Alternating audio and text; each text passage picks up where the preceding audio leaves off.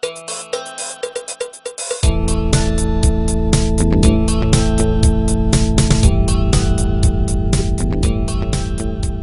there. Bet you can't guess who this is or who I just heard tell me recording was in progress.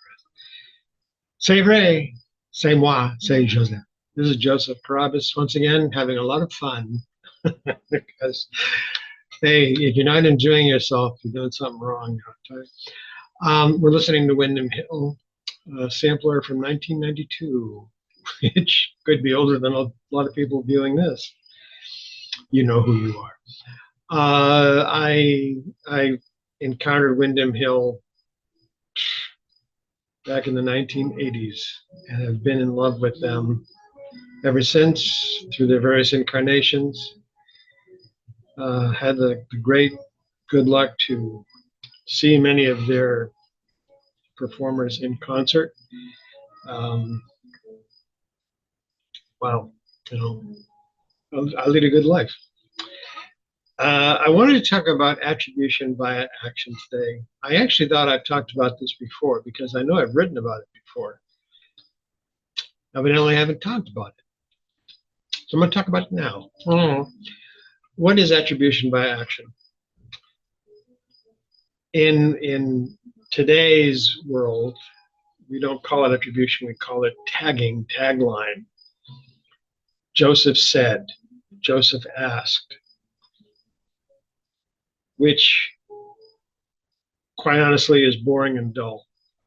It's fine if that's what you need at that point in the story to clarify something. However, it's a very static thing. It doesn't really move the story along. It serves as an identifier. There's a word, there's something spoken by a character, and there's an attribution. Joseph said, Joseph asked, yippee, duller than a bag of wet mice. I love that phrase. So one of the things I learned was to do attribution via action. I'll give you an example. Tony picked up the phone. Do you really want me to make this call? A lot of people, a lot of books, stories that I read, Tony picked up the phone and asked, do you really want me to make this call?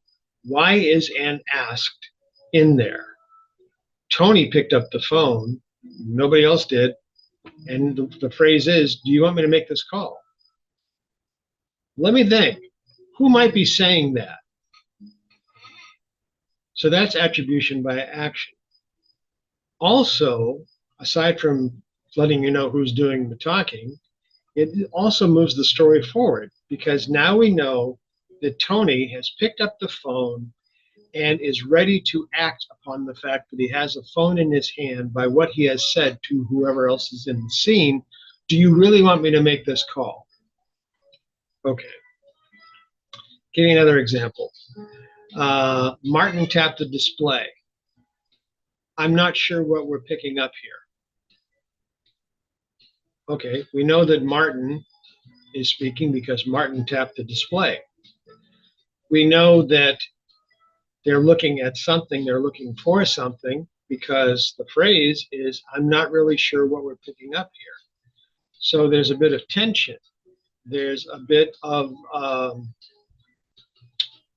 foreshadowing, perhaps. What are they looking for? What are they picking up? What is on the screen, on the display that Martin has tapped? Another example. Sheila pulled the car onto the shoulder. Why are you telling me these things now? Well, okay. Whatever was going on before, and this could be a great opening to a scene, right? Sheila pulled the car over into her shoulder. So we know that they're going somewhere, which I love that technique. I love the fact that if people are walking, moving, driving, flying, you automatically know that there's some kind of activity going on. There's movement, there's progress, and the storyline going on. It's a great thing. Give it a try. Go ahead, I dare you. Anyway, Sheila pulled the car onto the shoulder. or she, if it's a very, very big thing, she pulled it into the ditch.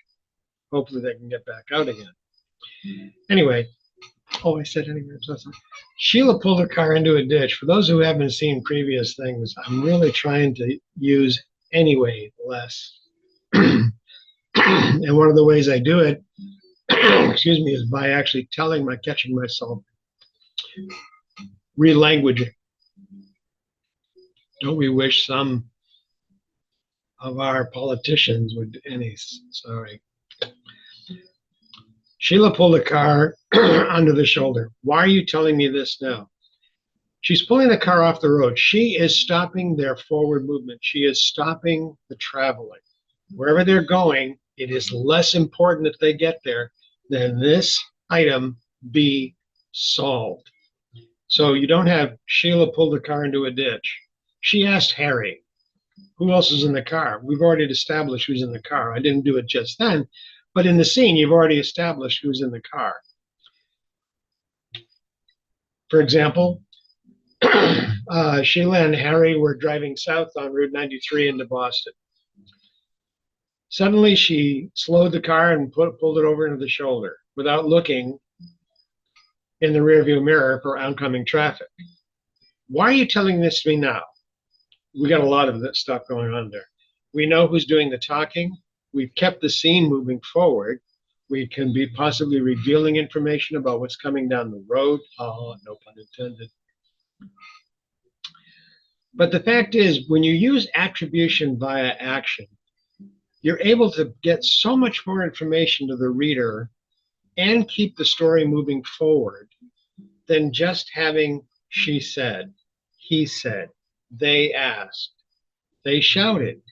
If somebody's shouting, for example,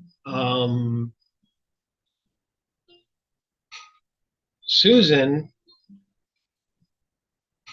saw the bear coming. Get out of there now. It's not likely that she's going to see a bear coming and go, oh, perhaps you should get out of there now. Probably she's going to be a little agitated, a little anxious, a little concerned. Her voice will rise. Get out of there. You don't need to have she exclaimed, she shouted. There are certain attributions which I do occasionally find useful. For example, when I have multiple characters talking in a scene back and forth, I sometimes, if not all of them are active doing things in that scene, some are just standing there, I will just have somebody's name offered, somebody said. One of the ways that I can get around that, though, is if I have such unique language identifiers, meaning someone is kind of a pompous ass and they use very flowery, very overblown words when they talk. I don't have to say that it's Mel saying this, because the reader has had enough experience with Mel's type of language to hopefully, if I've done my job correctly, to pick up the fact that, oh, the overblown language, that's got to be Mel. I've had readers tell me they can hear the different voices of the characters based on the language that is being used, regardless of if the character is male, female, educated, not educated, named, and unnamed.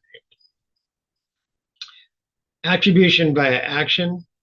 Occasionally, you may want to throw in an attribution word phrase in there, just keep things on an even keel.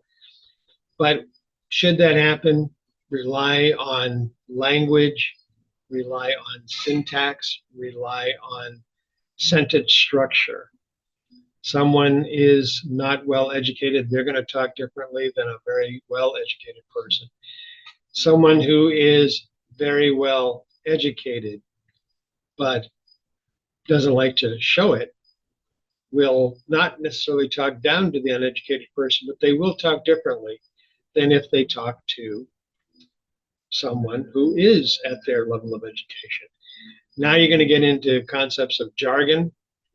An attorney who grew up on the street may talk one way to his friends from his days on the street and a very different way to his peers in the law office. However, there will be very simple and concise phrases that he uses in both situations, especially in emotional times.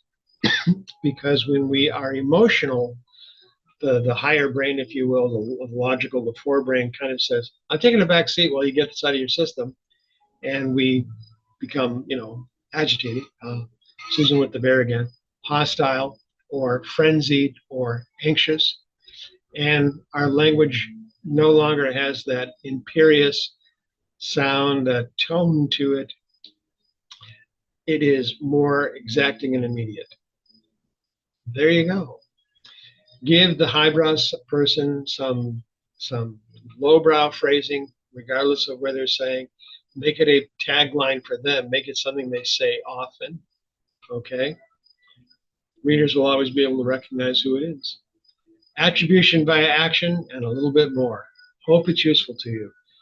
I'm going to see if I can shut this down. No, I'm going to look at it. Don't worry about it. Bye bye.